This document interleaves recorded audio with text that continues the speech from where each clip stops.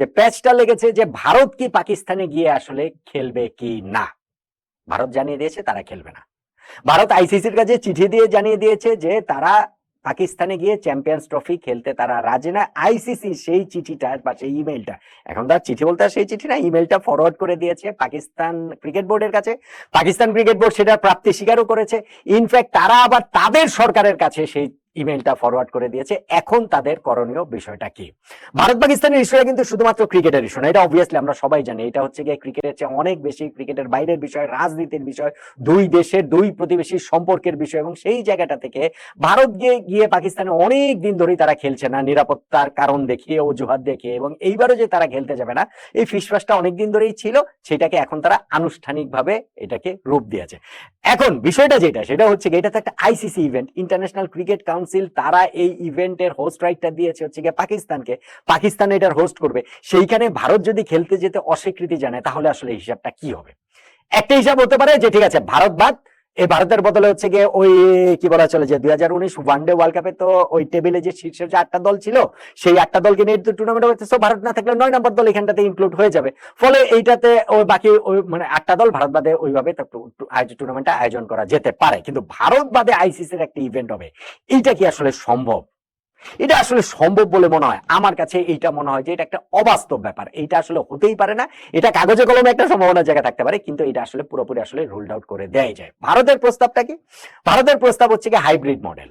এবং এই প্রস্তাবে কিন্তু গত বছরের এশিয়া কাপটাও যদি আপনাদের মনে থেকে থাকে, নিশ্চয়ই মনে আছে, ঠিক এই একই রকম অবস্থায় কিন্তু হয়েছিল। পাকিস্তানি এশিয়া কাপের আসর, ভারত সেখানে খেলতে যাবে কি যাবে না, অনেক নাটকীয়তার পর ভারত বলেছে যে তারা খেলতে যাবে না। পাকিস্তান বলেছে যে না, খেলতে না গেলে এটা হবে না, তাহলে আমরাও ভারতে যে ওয়ানডে ওয়ার্ল্ড কাপ রয়েছে সেই ওয়ানডে ওয়ার্ল্ড কাপ খেলতে আমরাও ভারতে যাব না। ফলে একটা অচল অবস্থা। ফাইনালি গিয়ে হচ্ছে গিয়ে হাইব্রিড মডেলটা মেনে নেওয়া, যে পাকিস্তানের ম্যাচগুলো হবে, পাকিস্তান ওখানে 4টা ম্যাচ হয়েছে ইনফ্যাক্ট, আর বাকি যে ম্যাচগুলো রয়েছে ভারতের সকল ম্যাচ এবং হচ্ছে গিয়ে টুর্নামেন্টের নকআউট পর্বের ম্যাচ, সেটা হচ্ছে অন্য দেশ হবে। সেবার সেটা শ্রীলঙ্কাতে হয়েছিল। এইবারে সেটা হতে পারে। ভারতের প্রস্তাবটা ওই রকমই যে হাইব্রিড মডেল হোক, পাকিস্তানের ম্যাচগুলো পাকিস্তান খেলেও, কিন্তু বাকি সব ম্যাচগুলো আসলে অন্য ভেন্যুতে হবে। সেটা শ্রীলঙ্কা হতে পারে, সেটা ইউনাইটেড আরব আমিরাতেও আসলে হতে পারে। পাকিস্তান আবার তাদের মতো করে হুঙ্কার ছাড়ছে যে না, কোনো হাইব্রিড মডেল এবার আমরা মানবো না। হাইব্রিড মডেলের বিষয়ে আইসিসির সঙ্গে আমাদের কোনো রকম কোনো আলোচনা হয়নি, এবং সেই আলোচনা হওয়ার কোনো রকম কোনো সুযোগও আসলে নেই। এশিয়া কাপের আগে ঠিক এরকম একটা পরিস্থিতিতে পাকিস্তান কিন্তু হাইব্রিড মডেল ফাইনালে মেনে নিয়েছে, এবং ফাইনালে কিন্তু তারা ওই ভারতে গিয়ে ওয়ানডে ওয়ার্ল্ড কাপেও কিন্তু তারা খেলেছে। সো এইবার পাকিস্তানের কি অন্য অপশন রয়েছে কিনা? অন্য আরেকটা অপশনের কথা এবার শোনা যাচ্ছে যে অল টুগেদার পুরো টুর্নামেন্টটাই হাইব্রিড মডেল না, পুরো টুর্নামেন্টটাই আসলে শিফট করা। সেই ক্ষেত্রে ভারতীয় মিডিয়াতে আমি দেখছিলাম যে সাউথ আফ্রিকাতে পুরো টুর্নামেন্টটা আসলে চ্যাম্পিয়ন্স ট্রফিটা শিফট করা হতে পারে। ফাইনালে গিয়ে আসলে কি হবে? ফাইনালে গিয়ে এই যে ভারত পাকিস্তানের যে অচল অবস্থা, দুই দলের যে স্ট্যান্ড অফটা, এইখানটাতে আসলে জয়ী কে হবে? আমার মনে হয় যে এটা এমন একটা যুদ্ধ, যখন আপনি এটা ক্রিকেটের কথা বলছি, আমি এটা রাজনীতির কথা বলছি না, আমি এটা অর্থনীতির কথা বলছি না, আমি এটা অন্যান্য ইস্যুর কথা বলছি না, আমি বলছি এটা ক্রিকেটের ক্ষেত্রে। ক্রিকেটের ক্ষেত্রে এই লড়াই আসলে পাকিস্তানের জয়ের কোনো সুযোগ নাই। এইটা আসলে পাকিস্তানের জয়ের কোন রকম কোনো সুযোগ নেই।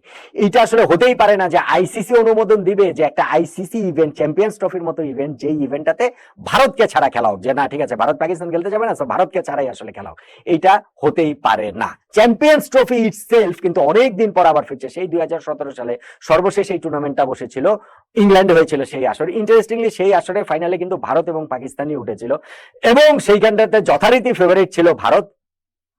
পাকিস্তান কিন্তু ভারতকে ওই ফাইনালটাতে হারিয়ে দিয়েছিল, তাদেরকে একেবারে মানে চমকে দিয়ে হারিয়ে দিয়ে শিরোপাটা তারা জিতে নিয়েছিল। এখন এই যে টুর্নামেন্টটা, সেই টুর্নামেন্টটা খুব ইন্টারেস্টিং একটা জায়গাতে ছিল। আপনি ক্রিকেটের পার্সপেক্টিভ থেকে যদি আপনি হিসাব করে দেখেন, ধরেন পাকিস্তান এই যে তাদের ওয়ানডে ফরম্যাটের কথা যদি আমি বলি, অস্ট্রেলিয়াতে গিয়ে তারা ওয়ানডে সিরিজ জিতলো, কত 22 বছর পরে তারা ওয়ানডে সিরিজ জিতলো।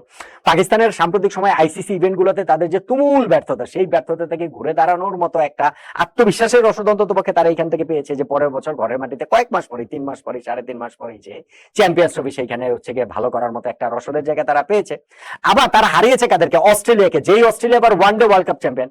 সেই অস্ট্রেলিয়া আবার ওয়ানডে ওয়ার্ল্ড কাপের ফাইনালে গত বছর ভারতকে হারিয়ে দিয়েছিল, যেই ফাইনালটা একেবারে মানে ভারতের জন্যই যে স্টেজটা সেট করা ছিল, সেইখানটাতে পুরো ভারতকে আসলে ওই যে আহমেদাবাদের নরেন্দ্র মোদী স্টেডিয়ামের প্রায় 1,30,000 দর্শক বলেন, পুরো ভারতের যে এই যে শত কোটি দর্শক বলেন, সবাইকে স্তব্ধ করে দিয়ে কিন্তু অস্ট্রেলিয়া সেই ফাইনালটা জিতে গিয়েছিল। এর বাইরেও যদি অন্যান্য দেশ, বাংলাদেশকে আমি হিসাবে মধ্যে আনছি না, মানে চ্যাম্পিয়ন্স ট্রফি জয়ের হিসাবের মধ্যে আনার তো আর প্রশ্নই ওঠে না। কিন্তু এখানে সাউথ আফ্রিকা বলেন কিংবা ধরেন হচ্ছে গিয়ে ইংল্যান্ড বলেন, এই দলগুলোরও কিন্তু সেই চ্যাম্পিয়ন্স ট্রফি আইসিসি ইভেন্ট জয়ের একটা বড় লক্ষ্য নিয়ে তারা আসলে টুর্নামেন্টটা শুরু করবে। প্রত্যেকেরই আলাদা আলাদা লক্ষ্য রয়েছে, আলাদা আলাদা ভাবে আসলে টার্গেট সেট করে তারা এগোচ্ছে। কিন্তু ফাইনালি গিয়ে ভারত পাকিস্তানের এখন যে অবস্থা, তাতে টুর্নামেন্টটা হবে কিনা সেটাই আসলে সংশয়ের বিষয়।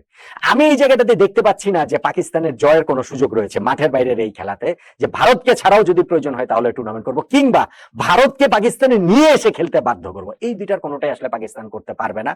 শেষ পর্যন্ত এইখানটাতে জয় ভারতেরই হবে। তাতে পাকিস্তানের জন্য মন্দের ভালো হবে যদি তারা হাইব্রিড মডেলটা মেনে নেয়, যে পাকিস্তানের খেলাগুলো হবে, অন্য খেলাগুলো মানে ভারতের খেলা সহ অন্যান্য নকআউট পর্বের ম্যাচগুলো বাইরে হবে, অথবা হচ্ছে অল টুগেদার পুরো টুর্নামেন্টে আসলে শিফট করে ফেলা হবে। মাঠের ক্রিকেটে আসলে ভারতের সামনে এখানে পাকিস্তানের মানে মাঠের বাইরের ক্রিকেটে পাকিস্তানে পেরে ওঠার কোনো কারণ আছে বলে আমার কাছে মনে হয় না। টুর্নামেন্টটা আসলে অনিশ্চয়তার মধ্যে পড়ে গেলেও আমার গত বছরের এশিয়া কাপের পাকিস্তানের ওই হুমকি দামকি শেষ পর্যন্ত মেনে নেওয়ার হিসাবে বলছে শেষ পর্যন্ত এই টুর্নামেন্টটা হাইব্রিড মডেলেই হয়তো বা যাবে। পাকিস্তানের জন্য সেইটাই আসলে মন্দের ভালো হবে।